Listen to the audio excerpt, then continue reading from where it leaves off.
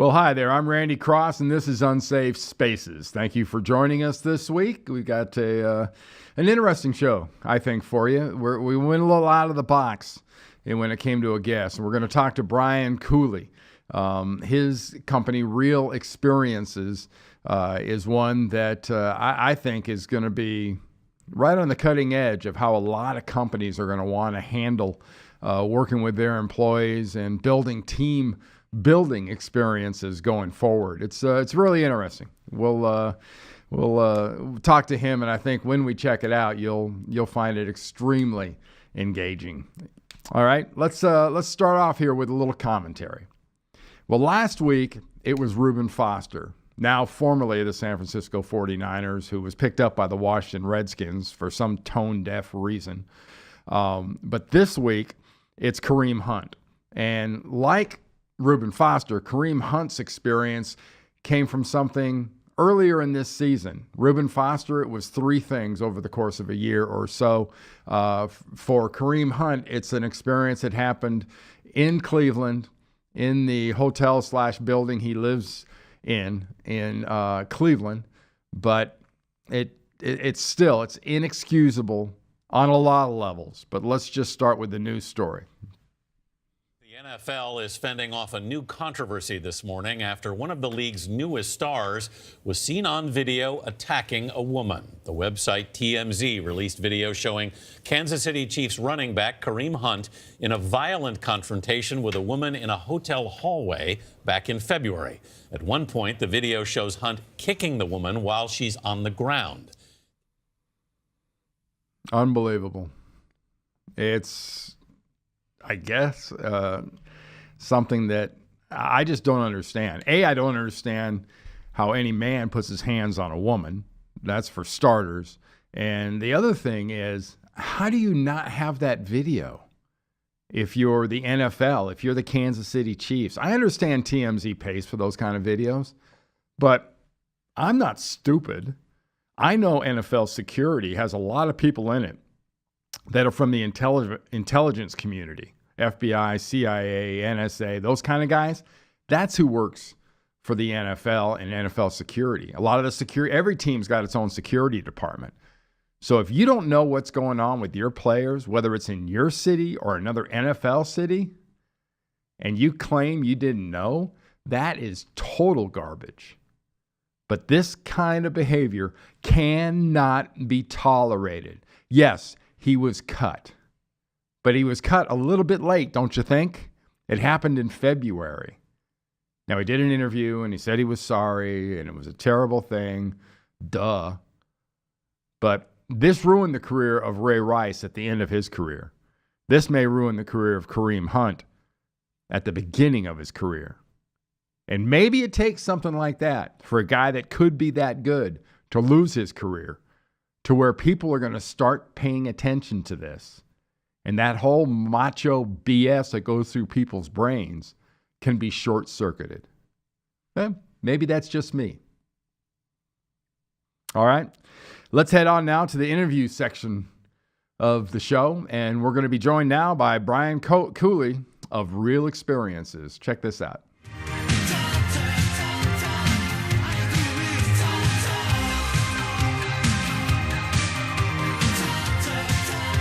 All righty, as promised, we're joined now by Brian Cooley of Real Experiences. That's realexperiences.com. This is a really exciting company and a great concept that's been in existence since 2014, and can't wait for everybody to find out more about it. But Brian, welcome. Hello, thank you for having me, Randy. Can you go into sort of a brief thumbnail, kind of the elevator pitch on what Real Experiences is and sort of where it came from?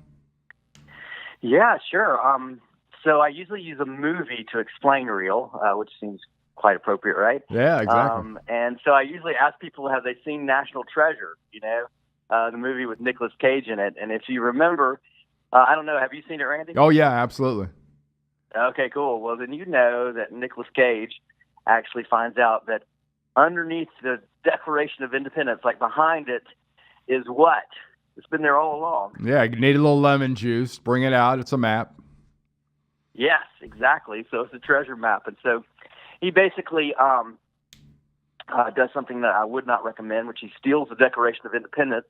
And then they find these cool glasses that Benjamin Franklin, had supposedly, and he uses those glasses with all these different lenses to read the map. And then that takes them on this incredible journey to find what's been hidden all along, spoiler alert, this national treasure that's gold and art and everything that's been hidden. And so I use this as a way to explain what we do at Real. I believe that hidden up underneath your noses all along is this treasure map, and it's hidden in your favorite movies, your top 10 movies. And all we do at Real is we just create experiences where we use different lenses. Usually they're story lenses or thematic lenses. And we look inside your favorite movies, and we find, we go on a fun journey, and we find this massive treasure about your story, and we allow people to see their story as well as be seen by others, whether it's teams or families or anything else. In a way, we live in a world where disconnection is almost an epidemic, and I feel like we found something that's fun and insightful and a way for people to connect and see each other and find their story also. So that's Real in the elevator pitch. Well, you're based here in the Atlanta area, and you've done yes. Quite a bit of business with some large corporations here in the area. What has the reactions been? Oh, it's been really great. I think corporations deal with tension between when they're looking at development or they're looking at their teams. They deal with this tension of do we go and have fun, which is kind of like ropes courses or bowling alleys or escape rooms or whatever, or do we do the insight thing where we're doing strength finders and Myers-Briggs and all that kind of stuff. And I think our sweet spot has been that we combine both of those. So people could come and they could have fun, exploring their movies, but the insights, all of a sudden you're saying this massive insight that's coming out of your movie and, your movies. And then you say, well, and that was from Dumb and Dumber, or that was from Finding Nemo. And so it's really insightful, the kind of insights that are coming out of people's movies. And yet at the same time, it's just coming from a very fun place, which is people's movies. And one of the things that we love is that we've never seen a top 10 list be close to being the same. And even though we see a lot of movies that like Forrest Gump or Braveheart or Shawshank Redemption, we see those a lot. But even when people bring those and like two people have Forrest Gump or something like that, it'll be for totally different reasons.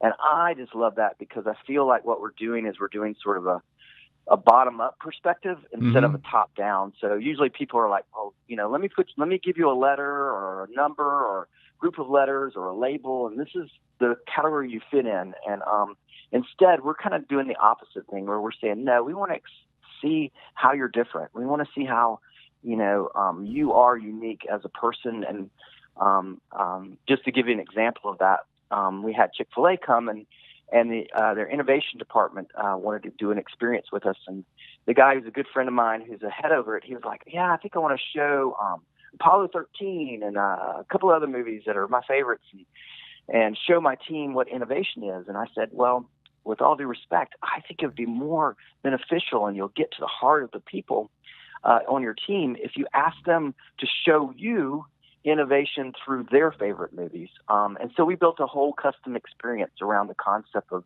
them showing each other how they were uniquely, each of them had their own brand of innovation that was being expressed through their favorite movies. So that's just a little taste of what we do and how we just love the idea of expressing people's individuality and diversity through their movies. Now, Art Within started in 2000, and Real Experiences started in 2014? Yeah, so a little bit of a trek there, and almost like a sideways trek when it's all said and done. I had a passion. We actually started Art Within, we formed it in we started our first show that we did. We started as a theater company, and the first show we did was in 1996, and then we formed as a nonprofit in 97. But really, 2000 is when we kind of kicked off because I quit my job at Turner Broadcasting and decided to do it full time. So you're right. In 2000 was like real for me, as far as, it being something I was totally doing. And those next years were really working in theater, but we worked with new works. So we really loved bringing new works to the stage, and we just found this wonderful sweet spot for us of developing scripts and developing playwrights. And then eventually we moved to screenwriters, and we started doing these labs for screenwriters, and we realized that the only way to kind of get to know a writer really quickly, as well as get to know their voice really quickly, because we were going to spend money commissioning them to write a script, and we were like, how do we get them to write the script that only they can write? And so one time we were just trying some different methods, and I said, well, let's just, figure out what moves them, because whatever moves them obviously must be important to them, and maybe we could figure out, whether that's their voice. And so what moved them ended up being, asking them for their favorite movies. And that began our exploration of working with artists to figure out, how they could write scripts that were only theirs and how they could figure out their voices through their movies. And all the methodologies that we started developing around that, we quickly realized that not only was it helping the creative process, but it was helping us get to know people, those writers, really well. So fast forward, I'm making a movie now, and I'm writing and producing and directing it, and I'm in the edit suite after we've already filmed it, and I'm bored out of my mind, and because I don't have any contact with people, and I'm just sitting there and I'm going, gosh, I want to try what we were doing with writers with like normal people and see what happens. And so we did, or I did, and it just blew up. People were changing their lives based on, literally changing their lives based on what the insights they were finding in their movies. So yeah. I just kept trying it with different incarnations, whether it was marrieds or, parent-child or, military. We had veterans who we worked with, and then all of a sudden, corporate just sprung up, and we found a sweet spot in the corporate world too.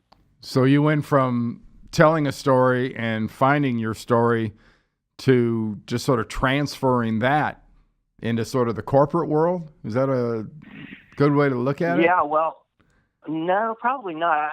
Okay. Well, it's sort of. Let me say it's sort of that. So, yeah. In other words, what I found, just like you said, we started, like with creating, I felt like I was creating story and really helping birth story and helping writers find the stories that they could write. And then I found myself almost interpreting stories for people and starting to help people find the story that only they could live. And so that's kind of the transition from writers helping them find the story that only they could write to helping people interpret their movies so that they could find the story that only they could live. And it just so happened that, I really resisted the corporate world at first because I thought, I don't know if that's, like we were doing so much with married people, and we saw the benefits of, helping husbands and wives see each other and all these kind of nonprofit things we were doing. And then it really hit me one day. I was like, you know what? I'm really seeing the fact that we're headed into a disconnection epidemic, like with everything that we're seeing, just the divide in our country and just the technology that's keeping us from figuring out how to empathize with each other and how to get to know each other. I really feel like this is a bigger, broader problem that we have penicillin for, and then it hit me one day. I was like, where it's going to hit the strongest, like where this epidemic's going to like show up and flare up, and it's going to be like a serious problem, is going to be in the corporate world. And the reason is because it's going to affect the bottom line. And if you can't get people to empathize with each other, if you can't get people to see each other, if you can't get people to collaborate with each other because they don't know how to connect, then that's going to affect your productivity. It's going to affect your bottom line. And so at the end of the day, that's why we went into the corporate world, is because I felt very missional about it, to say, this is ground zero for disconnection. And so let's be in there and prepare the way for people to understand how to connect. And let's do it in some of the biggest companies in our country so that we can be a part of shaping these corporations who are shaping our nation. So that's the reason we went into corporate. And how big of a group do you recommend? I mean, is this something that can be 5? Yeah. Can it be 20? Should it be 50? Yeah, we've done all. So we love it to be small because, from like 5 to 18. The reason we like it to be small is because we get to spend a whole day with people or, with one of our experiences. We have several experiences. We have a series of experiences that, a team can go through from, our storyboard experiences, which is our intro experience where people kind of find their story in their movies, to a deep dive into character that we do as an experience, to we do a supporting cast experience where you learn how you want to be supported and what shuts you down. Each team member is able to share that with each other. And we have conflict management and change management. We've seen a lot of corporations dealing with change and being able to look through your movies to find out how you deal with change is so cool. And so we're just developing, it's almost been like an oil well. We just have all this content that keeps coming out. But at the same time, we do large groups too. So we do, we just recently did a big retreat for a major corporation here in town where we looked at the idea of problem solving and how to solve problems by looking at who's the best problem solver in their movie. And so we developed a whole custom content around that for a retreat. And then we have a 2-day gig we're doing with Chick-fil-A in December where, or actually this month, where we're looking at the concept of thinking differently. What does it look like to think differently and to lead by thinking differently? And so we're doing a 2-day large group experience for that for them. So we're really able to do small and large. As we do small, we're able to get to more of the clips and really look at the movie and look at the clips. So the more time we have with people, the more we're able to go deeper and really dive into the movies to get images that kind of stick harder.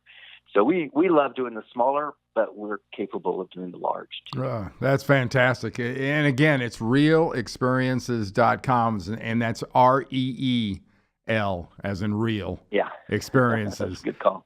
.com. Hey, Brian, thank you so much for joining us. Really appreciate it. And best of luck, and we'll check back. Thank you so much, Randy. I appreciate you having me, and thank you for just letting me share what we're doing with Real. I just really appreciate the time that you've given me. That's exciting stuff.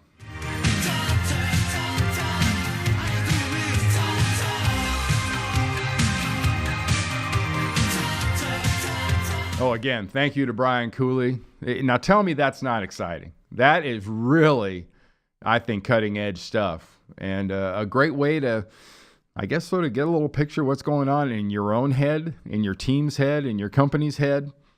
I think it's something that, people are going to want to find out about.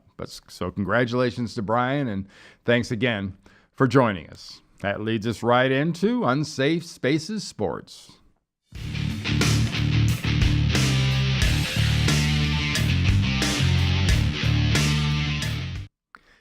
What a weekend, college football-wise. We previewed it a little bit last week. This week, we got to pay that off. And we'll start off with the biggest game in college football in the regular season, which for those of you that don't know, that includes the championship games of the conferences. In the last 7 years, Alabama and Georgia played in the SEC championship game, and Alabama won the game, almost gifted the game. Georgia had a pretty good lead. Jalen Hurts came in for Tua Tagovailoa because Tagovailoa hurt his ankle, sprained his ankle. Jalen Hurts came in, same guy that was replaced last year at halftime in the national championship game in the same stadium between the same two teams. He comes in, scores 2 late touchdowns. Alabama wins with an assist that you're going to see later in Wahmbulance from the Georgia head coach. All right, that's what's called a tease. Next up is Clemson and their effort against Pitt in the ACC championship game. It was about as dominant as you'd expect. Early on, it was kind of close. Pitt did a really nice job, but it was clearly a case of a whole lot of talent and not quite enough talent. Clemson finishes number 2 in the country, and in the playoffs, they'll be facing Notre Dame. Next up on the championship list from the past weekend is Ohio State, who was trying to get into the playoff. A little bit too little, too late. Too bad of a loss to Purdue earlier in the year. But in this game, it was close for a while, but Ohio State piled on some style points at the end, but it wasn't enough to be the difference maker to get them into the playoffs, so they'll be playing in the Rose Bowl. Next up on our list of hits is the game with Oklahoma and Texas, the rematch. Texas beat Oklahoma 48-45 in the Red River Shootout down in Texas they have every year. And this year in the Big 12 Championship, OU was just the better team. Close for a while, but like some of these other games, OU pulled away, and OU got that 4th spot in the playoff list. Our next conference championship game, which I don't know how many people saw this Friday night. It was a defensive game. So having said that, probably people turned it off because there weren't a gazillion points. But Washington wins the Pac-12, finishes it in this game, winning 10-3, and finished the season with a game in the Rose Bowl. This is a tough, physical team, and Utah just lost too much talent on the offensive side of the ball to play in this kind of a game. They lost their starting quarterback and their starting running back in the last couple of weeks, and that was really a big difference maker in facing a team like Washington. Next up on the championship parade is a game that I really enjoyed, UCF and Memphis, the American championship game, which was down at UCF. Memphis was ahead 21-7 early in this game, and then UCF just kept coming and kept coming and kept coming. Congratulations to UCF. They didn't have Mackenzie Milton, their star quarterback. He dislocated his knee, had surgery last week, had his blood flow and nerve sort of restored in that leg. Hasn't had the knee surgery yet. But in this game, it was just UCF doing UCF stuff in an American game. I don't confuse their talent level with Alabama or Georgia or Ohio State or Clemson or any of the above. But great game by them, and I think they're going to be a tough out in the Fiesta Bowl for LSU. Next up in the bowl parade is what happened out in the beautiful Mountain West on the blue carpet, in the snow, in the cold, a little bit of ice, low-scoring game, defensive effort. Fresno State wins in overtime. First period of overtime, Boise State kicked the field goal. It was 16-13, walk-off touchdown by Fresno State's the big difference maker. And congratulations to Fresno State and specifically their head coach, Jeff Tedford, who is one hell of a football coach. And not saying that Fresno State's not a big job, but I'm surprised one of these conferences and teams in the Power 5 doesn't pick up a Jeff Tedford. Next up on the championship parade is going to be what happened in the MAC. You had Buffalo, hugely talented, had gone through the regular season at 10-2, facing Northern Illinois. Buffalo just didn't have enough. Northern Illinois kicks a field goal at the end, and they win that game. Congratulations to Northern Illinois, and what a fantastic way to finish off their season. That was a fun game if you didn't see it. That, again, was like the Pac-12. That was on Friday night. Next up on the championship run here, we're getting towards the end. We've got UAB and Middle Tennessee. And if you didn't see this, you missed a great feel-good story. In the football world, that is. Middle Tennessee, good story unto themselves. UAB, 2 years ago, they didn't have football. I'm not talking about they weren't very good. They didn't have a football program. They brought it back. Last year, in their first trip into it, they won. They had a great winning record. They went to a bowl game. But this year, they win the conference, and fantastic. Good on them. Bill Clark and company. And Bill Clark, the head coach, got a contract extension. All right, so next up on the championship, remember, we got a bunch of them. There's 10 different games. Appalachian State, and against, now the team you got to call Louisiana. I'm as guilty as anybody else. I always add the Lafayette. Well, it's not Louisiana Lafayette anymore. It's Louisiana. Well, it's always been Appalachian State or App State, and App State won this game pretty easily, 30-19 in the Sun Belt Conference. We'll talk about some fun stuff. One other story in the world of sports that I don't know how many people saw, and it'll be my final little thing here in sports. Boy, you've got to have checked out. And if you haven't, find a way to see some video from the Deontay Wilder-Tyson Fury fight. It was amazing. Tyson Fury, I'm pretty sure, won that fight just on points. But Deontay Wilder knocked him into next week a couple times. In fact, the last time he knocked him down was in the 12th round. And when he fell down, he looked like he was going night-night. Judges, it was a split decision. And all it sets up now is another 12 rounds between the same two big, tall guys. And they got one guy that can box really well in Tyson Fury and one guy that hits like a sledgehammer in Deontay Wilder. But if you missed it, check it out. Try to find it somewhere. All right, that is going to set us up right now for this week's version I teased earlier, the Wahmbulance.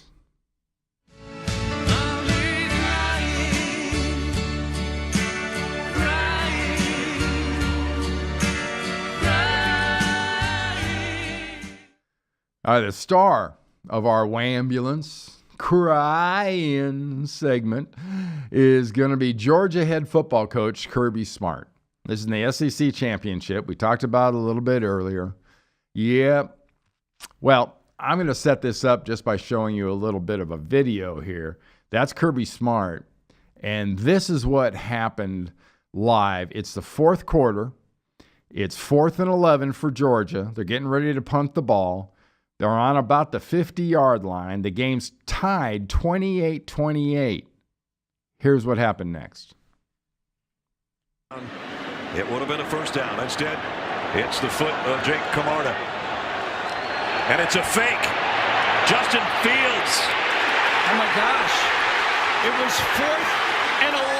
We had been carrying that forward. Actually carried it last year and thought it was there, and it was there today. And we were going to snap the ball quick, and we took too long to snap the ball. They didn't have a guy covered. We had a guy wide open, and we took so long to snap it that they ended up recognizing it and got the guy covered late. But it was probably 20, 30 yards field position that we came to win the game. We wanted to try to win the game, and talked to the guys before the game about it and said if we get an opportunity to run it, we're going to run it.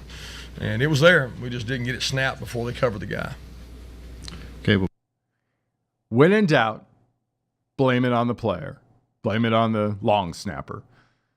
Guy just didn't snap it fast enough.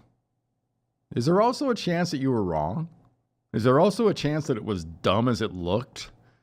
Because if that's the look you wanted, there were 11 guys on the field for Alabama. That was their starting defense on the field. 10 of those 11 guys were standing up, looking right into your backfield because you had your backup quarterback at up back. That's maybe a hint you might be a fake. Even if it's normally somewhere where you see Justin Fields, number 11, I don't know. I think Kirby Smart could have done a lot better. And in my personal opinion, going with the flat story that it was a brain cramp might have been a lot easier than just saying some kid didn't snap the ball soon enough. You know? All right, let's go now to our feel-good story of the week. And, hey, I got to be honest. I think you're going to love this because, like me, I know a lot of you are suckers for a good dog story. I'm on top of the world, eh? I'm on top of the world, eh? 'Cause I'm on top of the world, eh? I'm on top of the world, eh? I'm on top of the world. Yeah, from the dog world. How about a underdog? And when you see this story, you'll know what I mean about an underdog. I'm not talking about the one with the U on his chest and the cape on his back. I'm talking about this guy right here. Check this out. We've described it like if you've had a few too many drinks and you're a little tipsy. That's the way he walks. Okay. You're okay.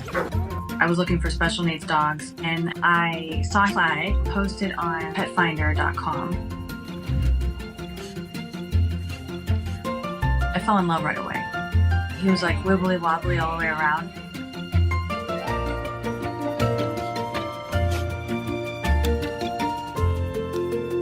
Cerebellum hypoplasia is when you're missing part of your cerebellum in your brain.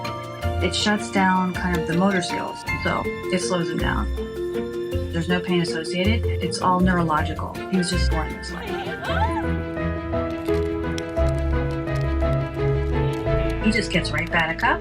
He tries and he tries and he tries 5 times, and then he'll take a break, and then he'll get right back up and he'll try and keep going. He can actually stand up now on his own. I had to assist him before when he was little. I think he's looking at the end goal. How can I get there? What do I need to do to get there? I want to get there. I can't wait to see everybody. And then he just comes up and he's like so proud, you know. He doesn't get frustrated with himself. For some reason, his body will only go to the side. It won't go forward. We've tried. It's not important that he's not going straight. He's going forward. He's just not in a straight line. I don't ever feel sorry for him. I don't want to feel sorry for him because he doesn't feel sorry for himself. I think we can all learn a lot from Clyde. We can learn that you need to keep going. You can't sit in your regret. And I know he's trying. I tell him he's trying. I give him hugs and I say, thank you, you're trying so hard. It's darling. All right. Well done, Clyde. Now, you tell me that's not a good story. I happen to own a Siberian Husky, and my guy, Jackson, is the kindest, most loving dog I've ever had. And I can imagine that Clyde is an awful lot like that. All right. Want to remind you now where you found us and where you can suggest people can go to find this podcast. It's a pretty simple formula. You go to unsafespacesUSA.com. You go to randycross.com. You find it there too.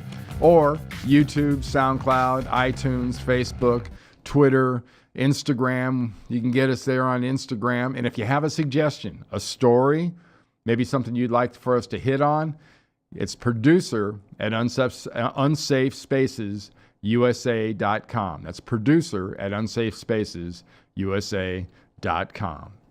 Time now for another one of our holiday Happy Trails. Happy trails.